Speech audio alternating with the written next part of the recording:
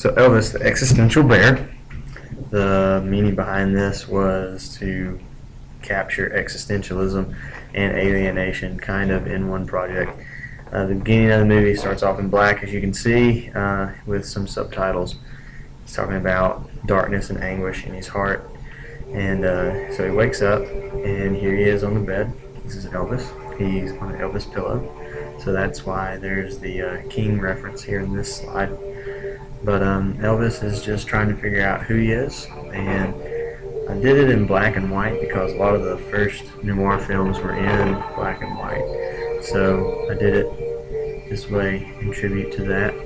The music you hear is from Requiem of a Dream. It's actually, I can't really pronounce it, it's in French. I think it's like Hux Tierna, and so yeah, it's pretty cool. I like these mirror shots because it really just kind of symbolizes him looking into himself and trying to figure out who he is.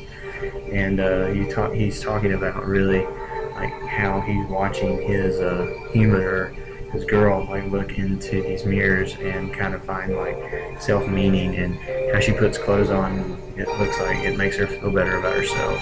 She's pretty. And so he tries these clothes on, and it kind of really doesn't do anything for him. So he's just kind of looking in the mirror at himself, going, fancy clothes solve nothing. What's my purpose? So he realizes that it's not really his purpose to wear fancy clothes. So he turns to self-cultivating of knowledge through books. He is reading an accounting book, which I think is kind of funny because accounting's like shooting yourself in the face almost.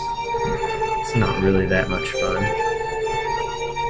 Here it is kind of overtaking him, I think, as it says in the subtitles there. It does him no good. He's very confused. Doesn't know why math accords to some essence in that sense. Very strange. So now here he is reading the Bible. I thought it was really interesting to see Kierkegaard's kind of take on existentialism, saying that our essence precedes our existence, and that our essence is seeking a life after God, which I think is really cool, and that we can transcend to that.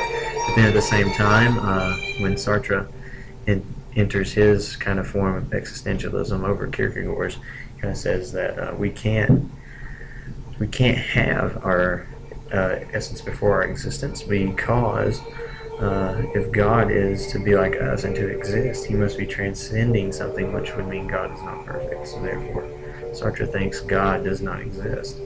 And so Elvis is really just going through this. He's very tormented. He can't figure out what to do with his life through the Bible, so he's turning to these different things. First he goes to music. It's actually tuba music there on the thing, but it looks very complicated to play, so I figured it would be fine to opt for the piano. And so I think piano fits it very well, very melancholy instrument, sometimes a lot of wide ranges of emotions. Again, back to the mirror shots, he's still just kind of questioning who he is, what he's doing, and the form of that. And so now the music kind of changes a little bit more intensive music.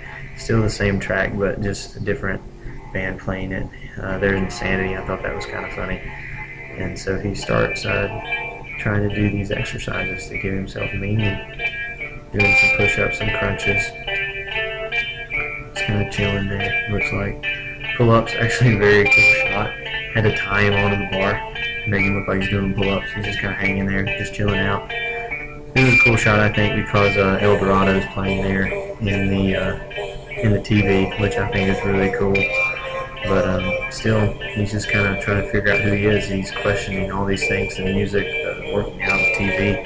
He just really doesn't see how it adds up to him being authentically Elvis, which goes into our alienation aspect. He just feels like his life is not his own. And so when that happens, he's looking for some kind of excitement, some kind of pleasure to overtake his life. Like, what must I do to live this authentic life? So he eats a whole pizza, and it doesn't really do anything for him. He's kind of sitting there looking at the empty box. He's got his Starbucks. Says he's not living an authentic life. He's not who he wants to be. The food just doesn't taste as good. He says he must rip the old me away from myself. He's lost sight of the real Elvis.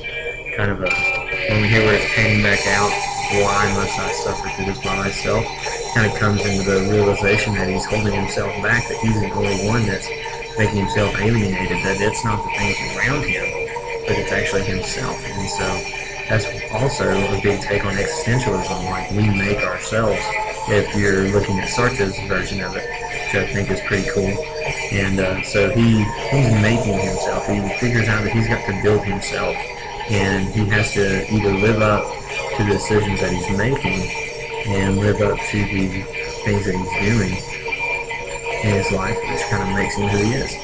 So here he is, and this is at the end of the film. He says, "But I realize this, I am no longer an alien in my own existence. The alienation has been broken. He's manning up to who he is. Chains are broken. I am now free to make myself however I see fit." He's kind of coming to the realization that he's the one that can make himself this way. And again, with the mirror shots, I think they just really symbolize like him looking into his own soul, really doing some soul searching, and just finding out who he's supposed to be.